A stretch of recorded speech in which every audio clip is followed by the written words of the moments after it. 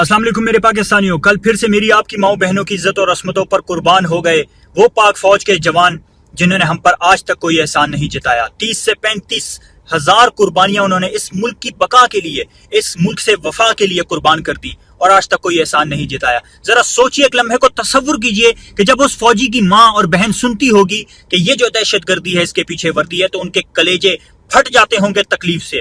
وہ باپ کا تصور کیجئے کہ جس نے خواب سجائے تھے کہ میں اپنے جوان بچے کی شادی کروں گا عید کے بعد، اور اس کو کیا پتا تھا کہ نئی زندگی شروع ہونے سے پہلے ہی اس کی زندگی ختم ہو جائے گی۔ اس کو کیا پتا تھا کہ میرے بچے کی شہید ہوئی لاش جو ہے میرے سامنے آئے گی، اور اپنے بزرگ کندھوں پر، اپنے بوڑھے کندھوں پر میں اپنے جوان بچے کی لاش اٹھا کر اس کو قبر میں دفناؤں گا۔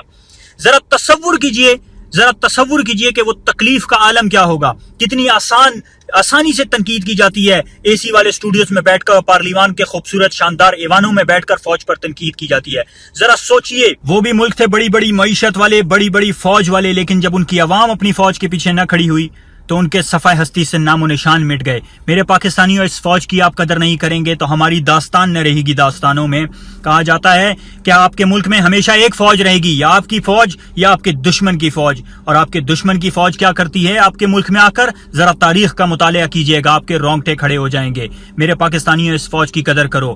یہ فوج ہے تو یہ ملک ہے، یہ فوج نہ رہی تو یہ ملک نہیں رہے گا، کیونکہ یہ فوج ہمارے ملک کی بقا کی آخری لکیر ہے۔ پاکستان زندہ باد، پاک فوج پائندہ باد۔